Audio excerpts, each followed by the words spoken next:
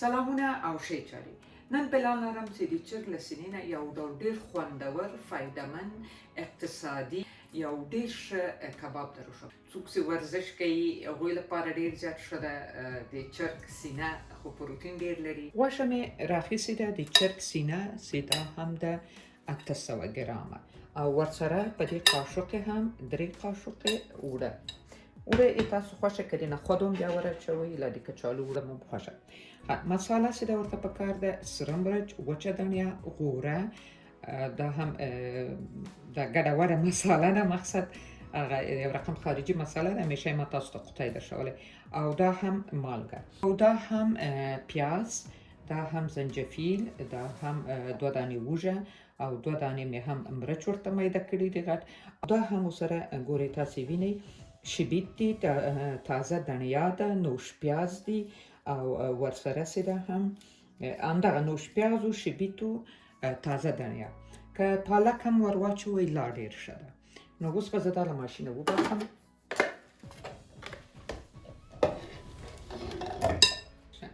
اوس هم دا مساله ټوله پسې ور اچوم، 1 دانه هګۍ هم ور اچوم،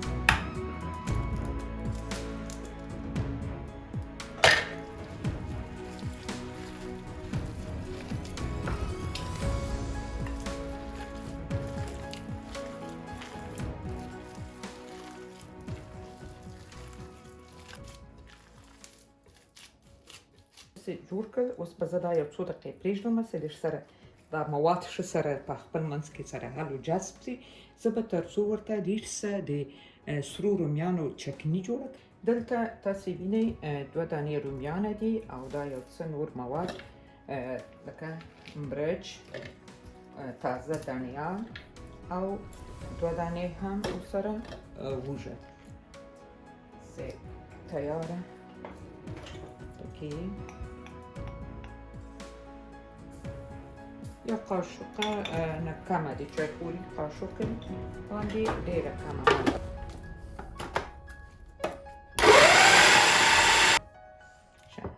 دوستانو دا هم لږ څه سرکه ده چې تقریبا غټې ډوډۍ خوړلو 3 ډکې قاشق سرکه او نیم لیمو هم ښه ډېرې اوبه درلودلې، په ټوله سرکه نه ده دوستانو.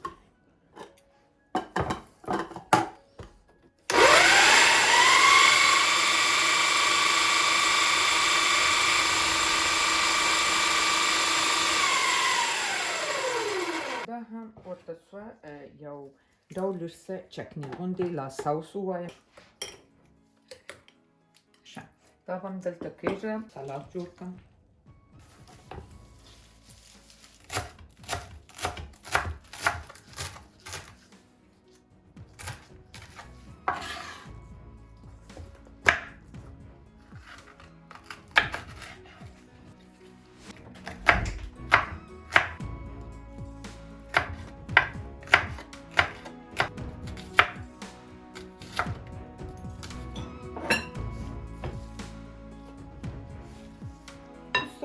غوړي مې په اور کېښودل چې سره سي، او دلته په یو پیاله کې د اوبه راواخیستې چې لاس پرې لمدوم.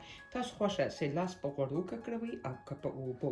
چې دا د سر غوړه لري، چسپوکه ده که نه، جوړول یې لږ شاید سخت دی.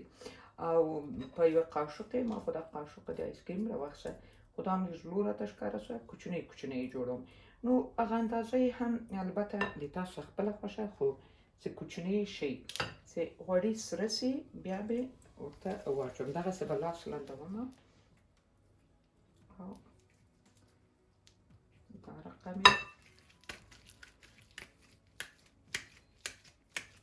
لکه کفته، خو دا ډېرې کوچنۍ دي. تاسې وینئ دوستانو، کفته خو غټه وي، دا ما کوچنۍ کوچنۍ داسې جوړه کړه، او په سرو غوړو کې اچوم. فکر کوم اوس یې غوړي سم سول، ور واچوم او ښه دي. سمللاس یې جوړ کړئ، ور واچوئ، ښه ده. ګورئ د دې جسې بیا راخلم لږ څه، بیا یې باید جوړې کړم.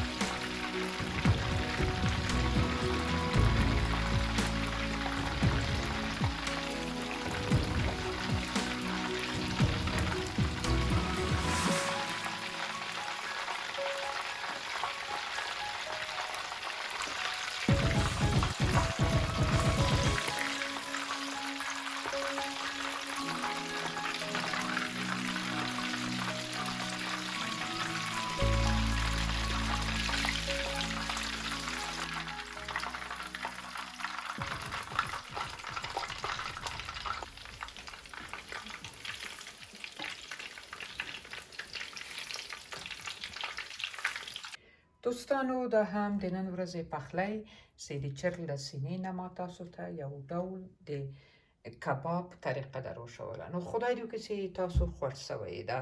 کوم رقم کباب ده، ډېر اسانه، خوندور او چا خبره پرېمانه ده. نو خدای دې وکړي چې تاسو دا ویډیو نن خوښه شوي، د لایکونو سبسکرایب په هیله، د کښلو کومنټونو په هیله. تر بیا خدای په امان روغ جوړ.